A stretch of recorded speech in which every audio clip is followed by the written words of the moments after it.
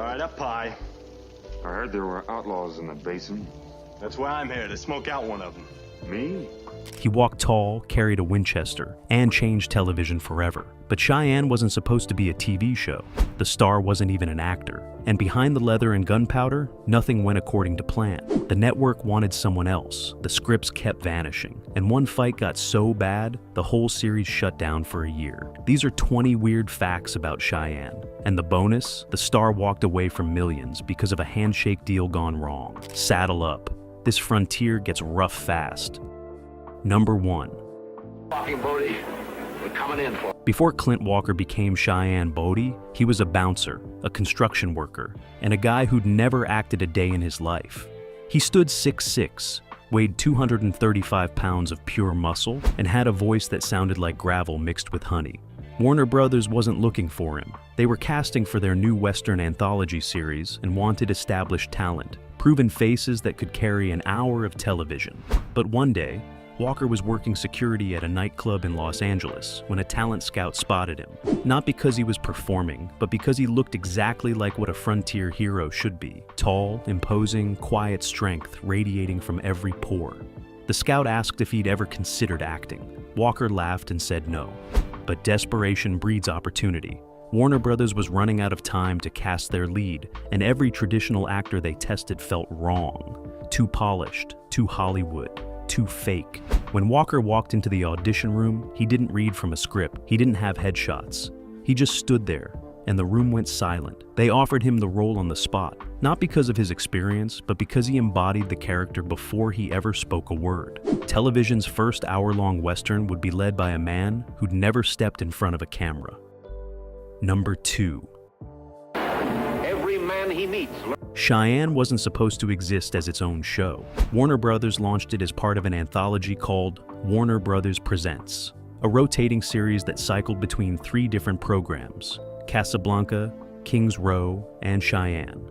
The idea was simple: keep costs low, reuse crews, and give audiences variety. But audiences didn't want variety.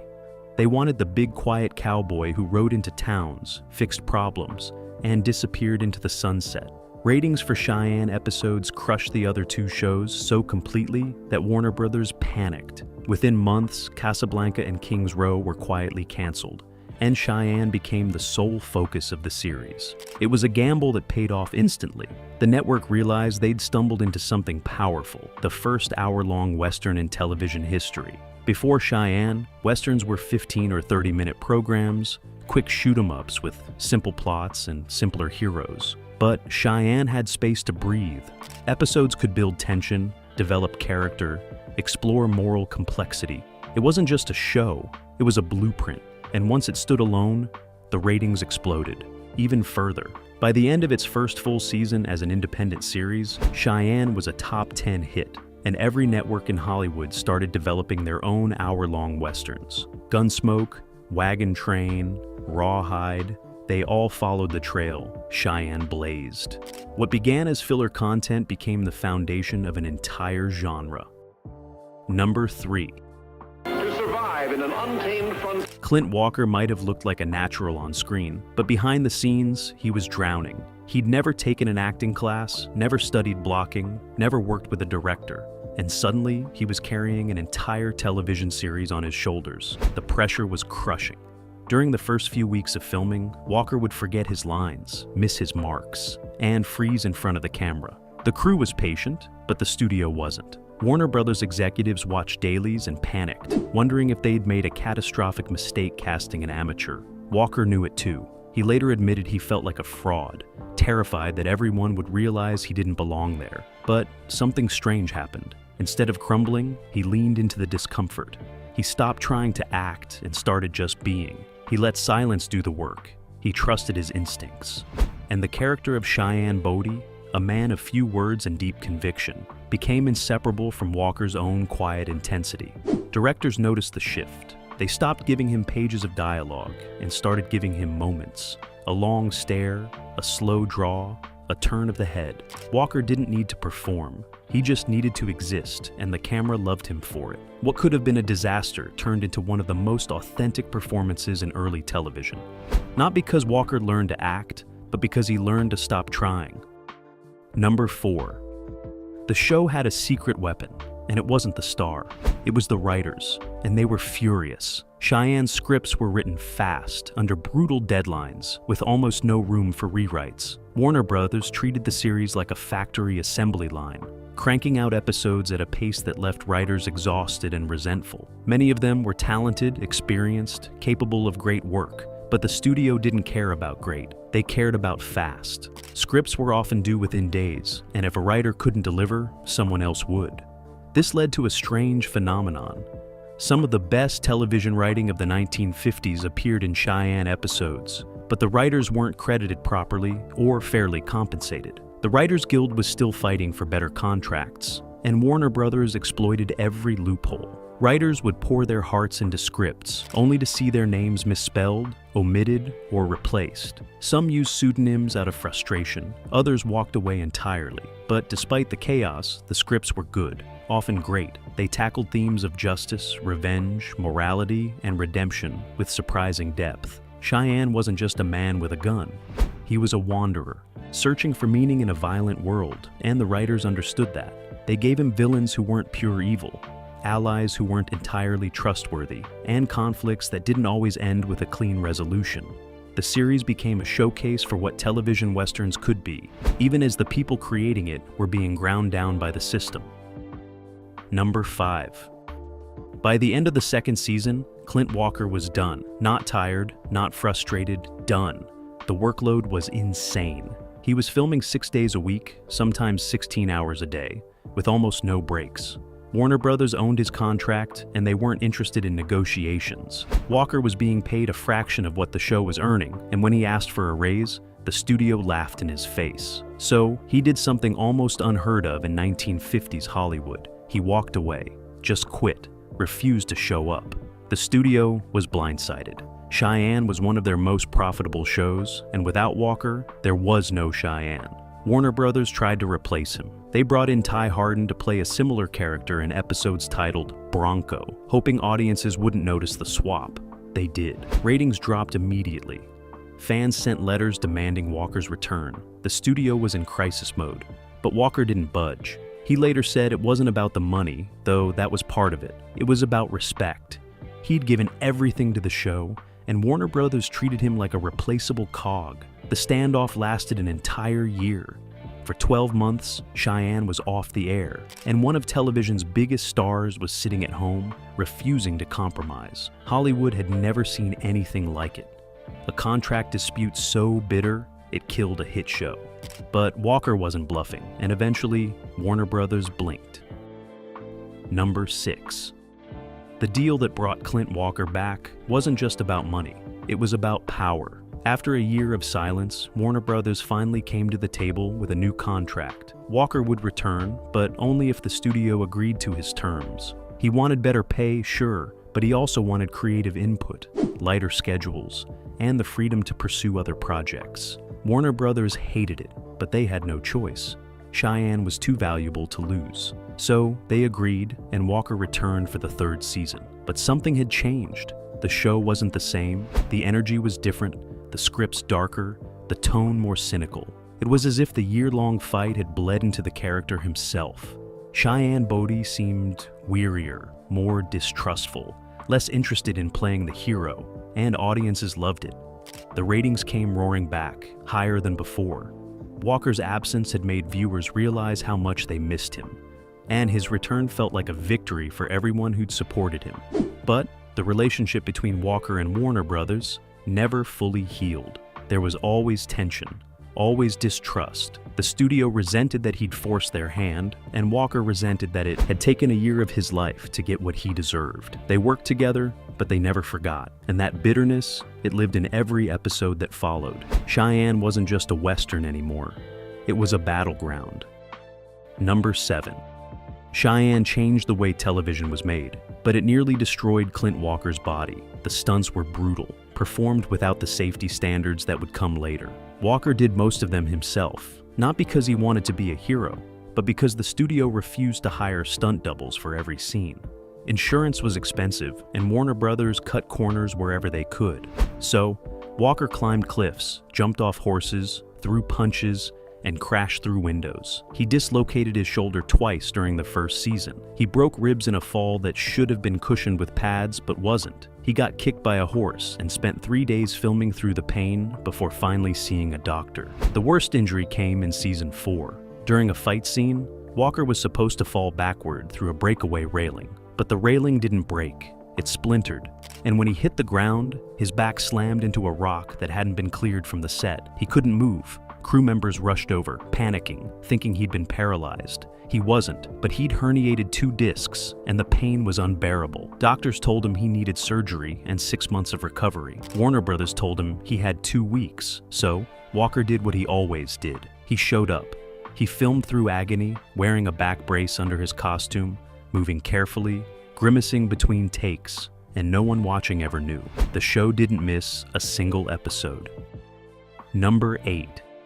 The guest stars on Cheyenne weren't just actors, they were future legends catching their first break. The series became a launching pad for young talent, many of whom would go on to become household names. Dennis Hopper appeared in an early episode, playing a hot-headed outlaw with barely contained rage. He later said that role taught him how to channel intensity without going over the top. Michael Landon showed up in season 3, playing a troubled drifter years before he became the face of Bonanza and Little House on the Prairie. Clint Eastwood auditioned for a guest spot, but didn't get it, though the rejection fueled his determination to land Rawhide shortly after. James Coburn, James Garner, and Leonard Nimoy all appeared in Cheyenne episodes, learning their craft, testing their range. But the most surprising guest star was a young actor named Robert Redford, who played a charming con artist in a season 5 episode. He had maybe 10 minutes of screen time, but his charisma was undeniable. Directors noticed, agents noticed, and within a few years, Redford was on his way to superstardom. Cheyenne didn't just tell stories about the frontier.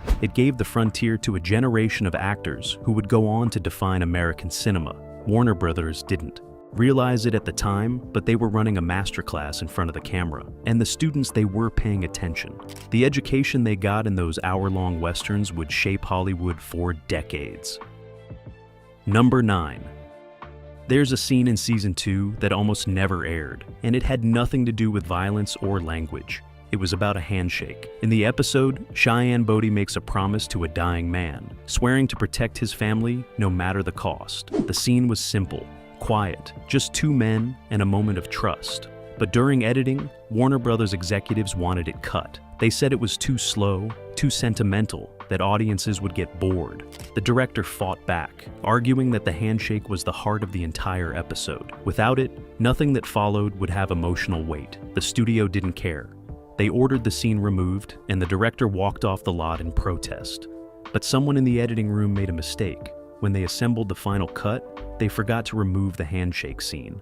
It aired as originally filmed, and the response was overwhelming. Viewers wrote letters praising it as one of the most powerful moments in the series. Critics called it a masterclass in understated storytelling, and the executives, they quietly pretended they had wanted it there all along. That scene became a defining moment for Cheyenne Bodie's character, proving he wasn't just a gunslinger. He was a man of his word, someone who valued honor over survival, and all because someone forgot to follow orders.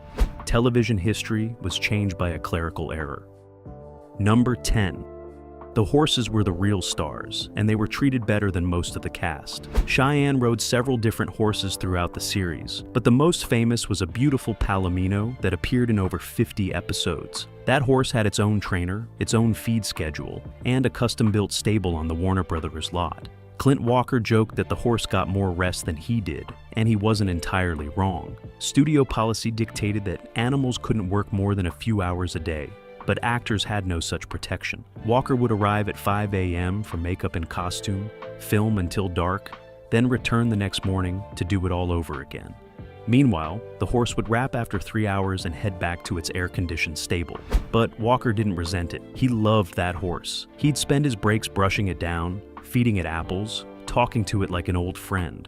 The bond they formed was real, and it showed on screen. When Cheyenne rode into town, it wasn't just a man on a horse. It was a partnership, a trust earned through hundreds of hours together. Near the end of the series, the horse was retired from filming, and Walker was devastated. He tried to buy it from the studio, offering his own money to give it a peaceful retirement on a ranch. Warner Brothers refused, citing insurance and liability concerns. The horse was studio property, and studio property stayed with the studio. Walker never quite forgave them for that.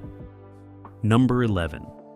The show's opening theme became iconic, but it was written in under an hour by a composer who'd never seen a single episode. Warner Brothers needed music fast, gave the composer a one-page description of the character, and told him to deliver something memorable by morning. He sat at his piano, imagined a lone rider crossing endless plains, and wrote the entire theme in 50 minutes. No revisions, no notes from the studio, just pure instinct. When it aired, audiences were hooked instantly. That driving rhythm, those soaring strings, the sense of adventure and danger packed into 30 seconds of music. It became so associated with the show that decades later, people who'd never watched an episode could still hum the melody. The composer made a flat fee of $300 and never received royalties. Years later, after the theme had been used in countless reruns, commercials, and parodies, he tried to renegotiate. Warner Brothers reminded him he'd signed away all rights. He died without ever seeing another cent from the most recognizable Western theme in television history.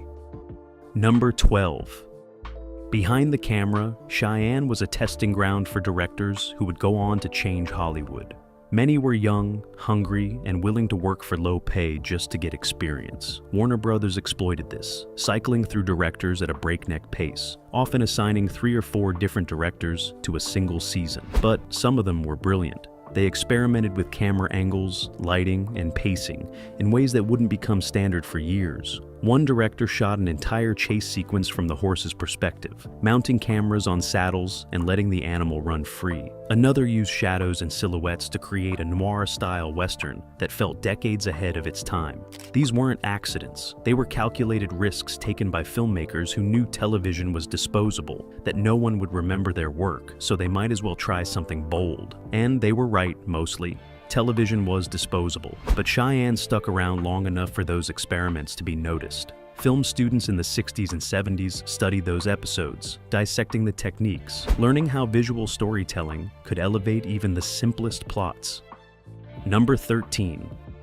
Clint Walker's contract had a bizarre clause that almost destroyed his film career before it started. Warner Brothers owned him exclusively, which meant he couldn't appear in any other television shows, films, or even commercials without their permission. And they almost never gave permission. During the run of Cheyenne, Walker was offered roles in major motion pictures, parts that could have made him a movie star. He turned them all down because the studio wouldn't release him, even temporarily. Directors like John Ford and Howard Hawks specifically requested Walker for westerns they were developing, seeing in him the same quiet intensity that made Cheyenne work. Warner Brothers said no every time, terrified that if Walker succeeded in films, he'd abandon the series. It was a self-fulfilling prophecy of missed opportunity. By the time Cheyenne ended and Walker was free to pursue movies, Hollywood had moved on. The roles went to other actors, and Walker's moment had passed. He did eventually make films, but none reached the heights they could have if he'd been available during his peak television fame. The clause that was meant to protect Warner Brothers' investment ended up costing Walker millions and robbing audiences of what might have been legendary film performances. Number 14. The show's most controversial episode never aired during its original run, titled The Accusation.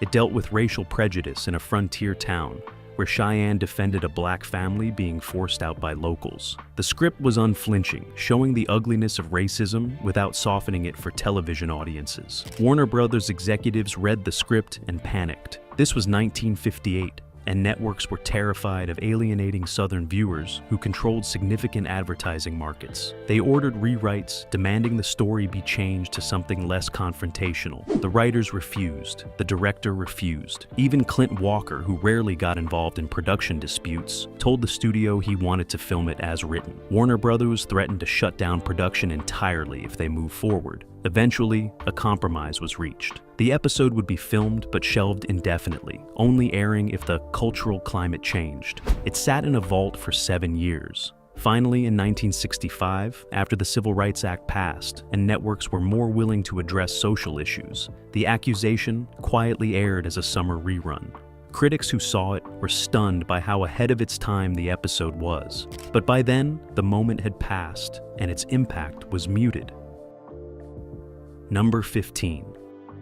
Cheyenne wasn't just a Western. It was a Cold War metaphor that most viewers never caught. Writers embedded anti-communist themes into episodes, using outlaws and corrupt sheriffs as stand-ins for Soviet threats and government overreach. One episode featured a town taken over by a gang that controlled everything through fear and propaganda, a clear parallel to Iron Curtain states. Another showed Cheyenne helping settlers resist a land baron who demanded loyalty oaths, mirroring McCarthyism's loyalty investigations. The subtext was there for anyone paying attention, but wrapped in enough gunfights and horse chases that it never felt preachy. Some writers did this intentionally, seeing television as a way to comment on contemporary politics without risking blacklisting. Others stumbled into it accidentally, drawing on fears and anxieties that were simply part of 1950s American consciousness. Either way, Cheyenne became a subtle reflection of its era's paranoia. Decades later, scholars analyzing the series were surprised by how much Cold War ideology was baked into what seemed like simple frontier adventures. The show's legacy isn't just as entertainment, but as a cultural artifact, capturing a specific moment in American history, when even Westerns carried the weight of global tensions. Midpoint reminder: pretty wild so far, right? If you're enjoying these hidden stories, go ahead and like or subscribe, because coming up, we've got stolen scripts, a near-fatal river crossing, and the moment Clint Walker realized television had changed his life forever. You won't want to miss what's next. Number 16. Scripts kept disappearing from the Warner Brothers lot, and nobody could figure out why. Writers would finish a Cheyenne script, file it with production, and by morning, it would be gone. This happened repeatedly throughout Season 4, causing delays and forcing last-minute rewrites. Security investigated, thinking it was corporate espionage, rival networks stealing ideas. But the truth was stranger. A janitor had been taking scripts home to read to his bedridden wife, who loved Westerns but couldn't watch television because it triggered her migraines. He'd read her the episodes weeks before they aired, doing all the voices, acting out the scenes in their tiny apartment.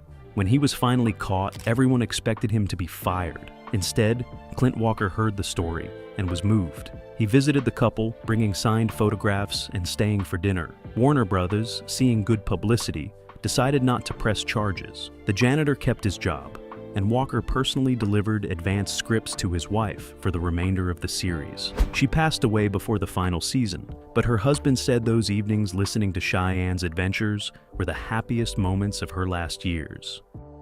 Number 17. The river crossing scene in Season 5 wasn't supposed to happen. The script called for Cheyenne to ford a shallow stream, a simple shot that would take maybe an hour to film.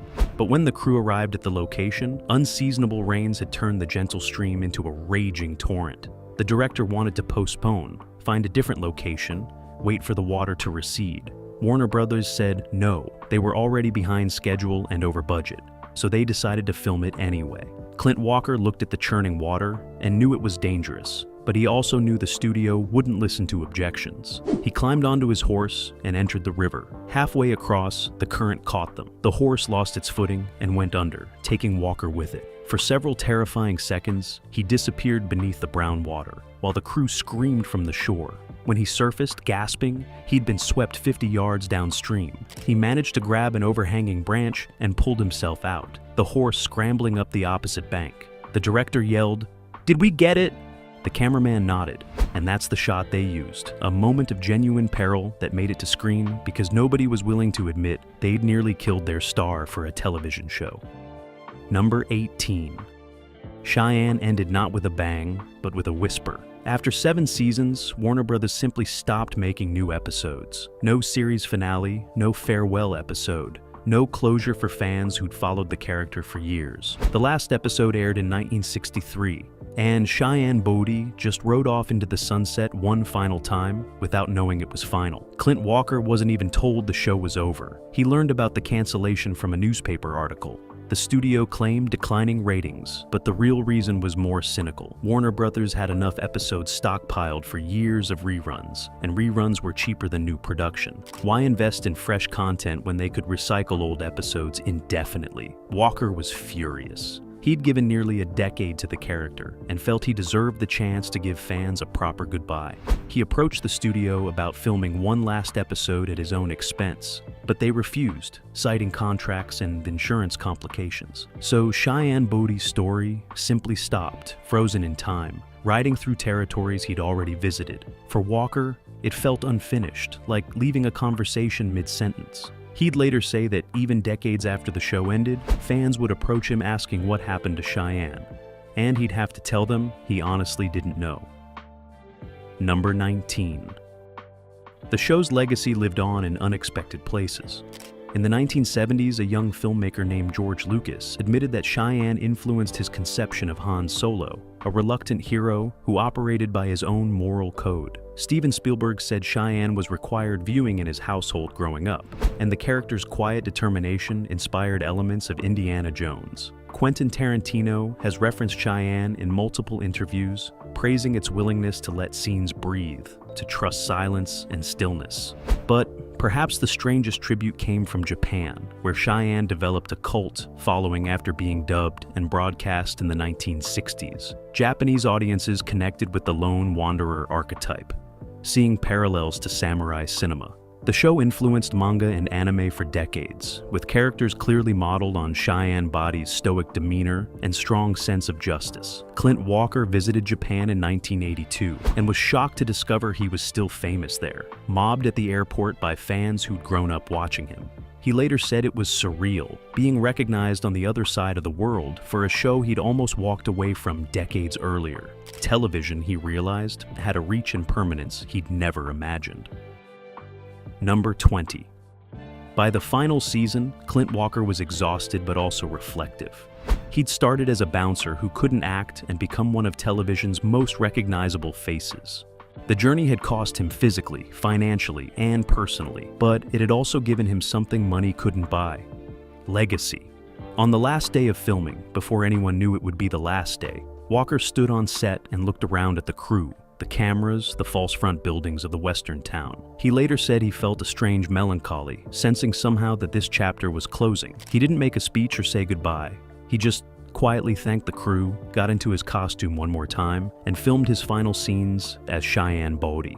When the director called cut for the last time, Walker removed his gun belt, hung his hat on a peg, and walked off the Warner Brothers lot. He wouldn't return for years. That night, alone at home, he watched the sunset and thought about all the towns Cheyenne had ridden through, all the wrongs he'd tried to right, all the stories told, and he wondered if it had mattered. The answer came in letters, thousands of them, from fans saying the show had meant something, taught them something, given them a hero when they needed one. Maybe that was enough.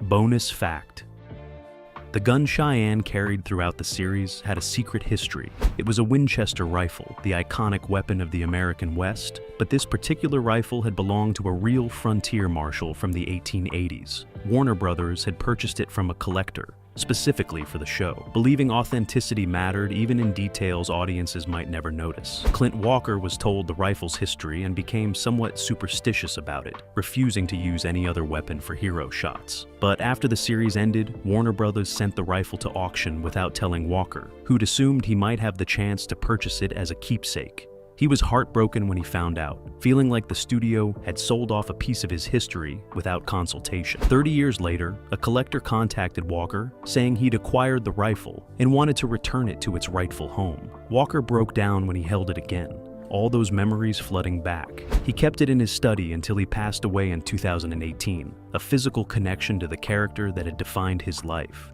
That rifle, which had ridden through hundreds of television episodes, ended its journey exactly where it belonged,